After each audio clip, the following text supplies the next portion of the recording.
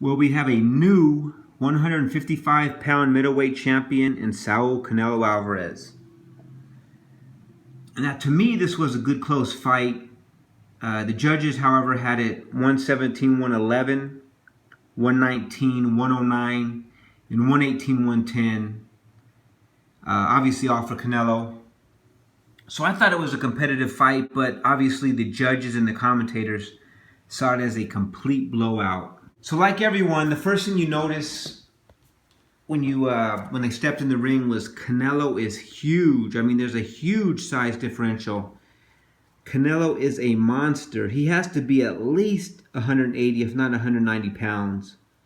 I mean, and it's not just his upper body. It's not like he has this huge upper body and these little toothpick legs. He's just completely a solid dude. I don't know how he makes 155. It has to be the age, or he has some secret.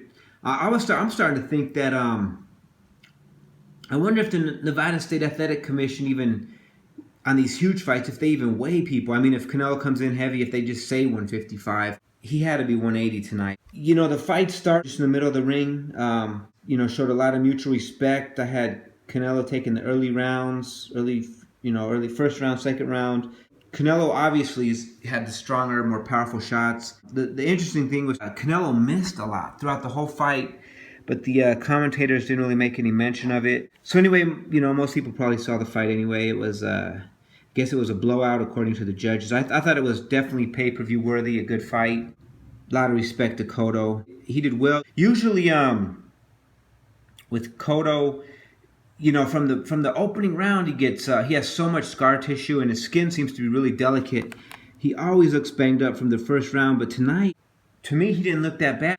Cotto just didn't look that banged up to me. Obviously, if you listen to commentators, he looked like his face looked like hamburger meat. But to me, he didn't look that bad. I guess this was just an opportunity. HBO or the promoters, wherever, to get back at him. I guess he's been kind of a diva all week. Obviously, his decision of not paying the sanctioning fee, forfeiting the belt, step aside money issue. I don't know. I guess that plays a lot into actual build up and getting people to buy the pay per view. Everyone seemed to take their jab at Cotto. To me, at 35 years of age, he looked really good, man, and I see a lot of life left in him. It seemed like Freddie had a good game plan. I didn't see him getting hit that much, and his face did not look tore up like it usually does. Obviously, he did lose. It wasn't, the actual final decision wasn't controversial. Just to me, the scores were. But like I said, Freddie had a good game plan, but when you fight someone 20 plus pounds heavier than you, your punches, they're just going to be able to walk through your punches.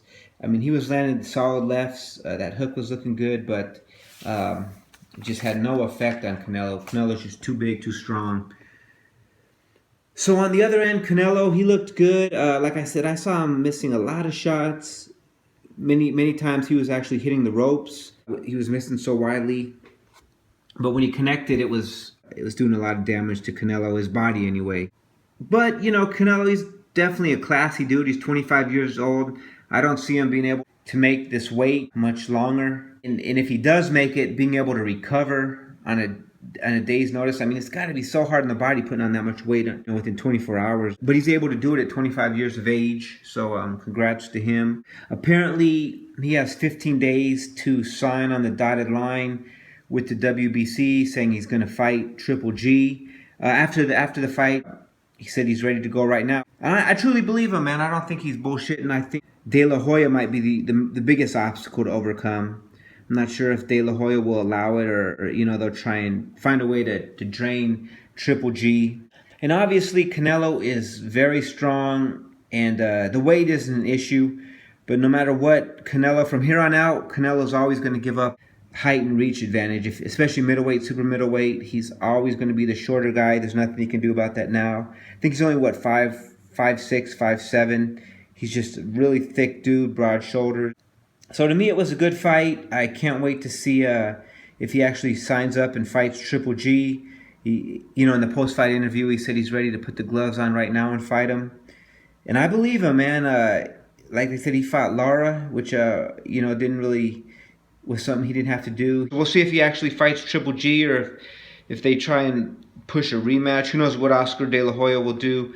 Let's just hope they go big and go for Triple G. That's a fight that obviously everyone on the planet wants to see. I hope this pay-per-view did well, which further incentivizes them to go forward. And lastly, I just hope Freddie Roach did not truly bet his two houses. This was a wide margin fight. I know Freddie has a ton of money though. He seems real frugal, and he's made a ton of money off Pacquiao. Anyway, great fight. Everyone be safe for the rest of the weekend.